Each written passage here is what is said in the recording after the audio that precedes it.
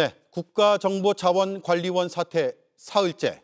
시스템이 서서히 돌아오지만 완전한 복구까지는 멀었습니다. 현재 복구율은 11%입니다. 대전 현장을 연결하겠습니다. 정영재 기자, 먼저 궁금한 건 복구입니다. 얼마나 다시 가동이 됐습니까? 네, 불이 난 5층 전산실을 제외하고는 2층부터 4층까지에 있는 서버를 차례대로 재가동하는 작업이 현재 이어지고 있습니다. 오후 4시를 기준으로 멈춰있던 647개의 서비스 중 73개가 복구됐습니다. 우체국과 온라인에서 주민등록등본 등을 발급받을 수 있는 정부24 서비스가 현재 정상 작동하고 있습니다. 불이 난 5층 7-1 전산실은 완전히 불탔습니다. 이 전산실에서 맡고 있는 게 국민신문고 등 96개의 서비스인데요. 이 시스템을 모두 대구센터로 옮긴다는 계획입니다. 시설을 새로 만드는 것보다 이 대구센터에 입주해 있는 민간업체 클라우드에 완전히 옮기겠다는 계획인데 이 작업이 최대 4주가 걸릴 것으로 내다보고 있습니다. 네, 배터리가 원인이다. 이 소식은 시청자들께서도 잘 아실 텐데 더 구체적으로 밝혀진 게 있습니까? 네, 이미 알려진 대로 5층 전산실에 있는 비상전원용 리튬이온 배터리에서 불이 처음 시작됐습니다. 이 서버와 한 공간에 배터리가 있다 보니 화재 위험이 있다는 이유로 이를 떼서 지하 시설로 옮기는 작업을 했는데 이 과정에서 불이 처음 시작된 겁니다. 불이 났는데 서버에 물을 바로 뿌릴 수 없어서 배터리를 개별적으로 떼어내는 작업을 했고요. 완진에 22시간이 걸렸습니다. 아직도 열이 다 식지 않아서 이 마당에 있는 이 바로 자원관리원 앞에 있는 수조에 배터리 384개가 담겨 있습니다. 이 꽂혀있던 배터리를 풀 때 전동 드라이버를 사용했는데 이때 외부 충격이 있었는지 아니면 외부 전선에서 시작된 불이 옮겨 붙었는지 경찰이 작업자 7명을 불러서 조사하고 있습니다. 예, 교체해야 하는 오래된 배터리를 방치했다는 얘기도 있던데 사실입니까? 네, 국가정보자원관리원은 지난해 배터리 점검을 받았습니다. 이 사용 연한인 10년을 넘겨서 교체해야 한다는 권고를 받았는데요. 이 점검 당시 이 특정 부분만 열이 뜨거워지는 일명 열편차 현상도 감지됐습니다. 리튬 이온 배터리 특성상 이 열편차가 지속되면 열 폭주로 이어질 수 있습니다. 행안부 측은 일부 배터리가 사용 기한이 남았기 때문에 교체 시기를 미뤘다고 해명했습니다. 예, 경찰이 전담 수사팀을 꾸렸죠. 네, 전담 수사팀은 오늘 3차 합동 감식을 했습니다. 이 수조에서 첫 발화로 추정되는 배터리 6개 중 3개를 국립과학수사연구원으로 옮겼습니다. 나머지 3개는 아직 전류가 남아 있어서 위험하기 때문에 수조에 하루 더 담갔다가 내일 옮긴다는 계획입니다. 오늘도 중대본 회의를 주재했던 이재명 대통령은 국립중앙의료원을 찾아서 응급의료 시스템에는 문제가 없는지 직접 점검했습니다. 네, 잘 들었습니다. 지금까지 대전 현장에서 정영재 기자가 전해드렸습니다. 특검은 윤석열 전 대통령과 자생한방병원의 관계에 주목하고 있습니다. JTBC 취재 결과 이 병원은 과거 윤석열 인수위에 강남 논현동의 비공식 사무실까지 제공했습니다. 특검은 그 대가로 건강보험 정책 등 특혜를 받았는지 의심하고 있습니다. 김영민 기자가 취재했습니다. 2022년 대선 직후 자생한방병원이 윤석열 당선인에게 제공한 공간은 인수위원회 비공식 사무실로 쓰였습니다. 공식 인수위 집무실인 종로 삼청동 금융감독원 연수원과는 많이 떨어진 강남 논현동에 위치한 사무실이었습니다.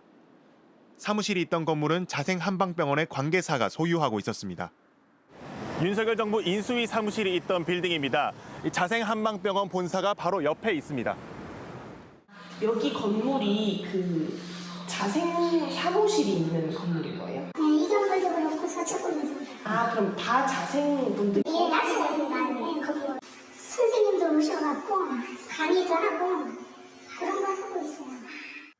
특검은 자생한방병원이 인수위 사무실 등 윤석열 정부를 지원한 대가로 특혜를 제공받은 것은 아닌지 의심하고 있습니다.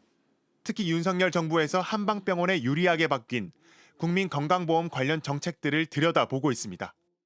이 천수근이라는 약제가 인정된 덕분에 국민들께서 낸 건강보험을 통해서 수익 얻은 곳의 99.7%가 이원모 비서관 처가의 병원이에요.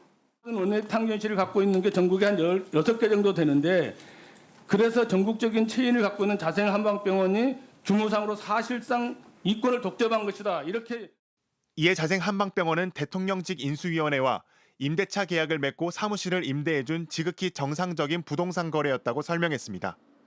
JTBC 김영민입니다. 통일교에서 에이펙 정상회의에 맞춰 경주의 해외 신도들을 모으려는 움직임을 JTBC가 포착했습니다. 수백, 수천 명의 젊은이들이 경주 전체를 뒤덮어야 한다며 트럼프 대통령과 한학자 총재의 사진을 흔들며 트럼프를 맞이하자고 주장했습니다. 양빈현 기자가 단독 보도합니다. 무대 위 마이크를 든 이 사람, 통일교 미국협회장 데미안 던클리시입니다. 지난 23일 던클리시는 미국 뉴욕의 한 통일교 수련원 앞으로 신도들을 긴급 소집했습니다. JTBC는 당시 설교 영상을 입수했습니다. 한국의 지금 상황을 아느냐고 묻더니 You're all aware of the situation, at least to some degree, in Korea, right? 다음 달 말 경북 경주에서 열리는 국제 행사 에이펙 정상회의를 언급합니다. President Trump, along with Xi and others, are coming to Korea in October for APEC. So I said, Mother, you know, what if we gathered hundreds or thousands of young people to welcome Trump with pictures of Trump and pictures of Mother and American flags? 경주에서 대규모 집회를 벌여 한학자 통일교 총재를 수사 중인 특검을 압박하자는 뜻으로 해석됩니다. 이어 전 세계 청년 신도들이 모두 경주에 집결해야 한다고 했습니다. If Korea, Japan, and America join forces, they are conducting the meeting in Gyeongju City, right? We should then cover all of Gyeongju City with our young people. 한학자 총재가 직접 집회를 부탁했다고도 주장했습니다. Don't tell anybody. It's a secret. But Mother is asking the young people of America to come. 특검 수사를 외교적 문제로 확대해 미국의 내정 간섭을 끌어내려는 계획으로 보입니다. 던클리시는 지난 17일 서울 광화문에 있는 특검 사무실 앞에서 조사를 받는 한 총재를 기다리는 모습이 포착되기도 했습니다. 이런 가운데 한 총재는 구속 후 오늘 두 번째 특검 소환 조사를 받았습니다. JTBC 양빈현입니다. 소비자의 비판이 쏟아지자 카카오톡이 결국 손을 들었습니다. 원래대로 첫 화면에 친구 목록을 돌려놓기로 했습니다. 그런데 바꾸는 시점이 불분명합니다. 완전 복구도 아니어서 논란이 다 해소되지 않을 것으로 보입니다. 박준우 기자가 보도합니다. 한 기업이 카카오톡 업데이트에 대한 반응을 분석한 자료입니다. 앱마켓에 올라온 리뷰 1000건을 유사한 내용끼리 묶어 그룹을 나눴는데 대부분 별점 1점에 혹평이 쏟아졌습니다. 그중 절반은 업데이트 전반에 대한 불만글입니다. 특히 19%는 인스타그램처럼 격자형 피드 형식으로 바뀐 친구 탭에 대한 불만이었습니다. 이 메신저로 활용하는 그런 생활의 어떤 맥락이 있는데 그 메신저가 아니라 갑자기 이 친한 사람들끼리 소통하는 이 SNS가 돼버렸던 것들, 거기서 이렇게 느껴지는 당혹스러움 이런 것들이 좀 주로 보이는 것 같습니다. 이용자들은 친하지 않은 사람들의 프로필 업데이트 사진이 뜨는 게 여전히 적응되지 않는다고 말합니다. 여기에 중간중간 광고까지 끼면서 피로감을 키웠습니다. 안 친한 사람들이 올라와 있을 경우에 그냥 안 볼 수도 있잖아요. 그건 살짝 좀 이렇게 걸러야 될 것 같은 생각이 들고. 저는 그냥 예전처럼 그냥 똑같이 그냥 친구 목록 짜라락 있고 굳이 막 사진을 띄우고 이렇게만 안 했으면 좋겠어요. 막 인스타나 페이스북 같이 그런 식으로 보고 싶진 않거든요. 불만이 걷잡을 수 없이 커지자 카카오는 오늘 급히 기존 친구 목록을 첫 화면으로 되살리겠다고 발표했습니다. 이용자 의견을 적극 수렴했다는 설명입니다. 다만 과거 버전으로 되돌리는 건 아니라서 곧바로 적용되긴 어렵고 4분기 내에 바꾸겠다고 했습니다.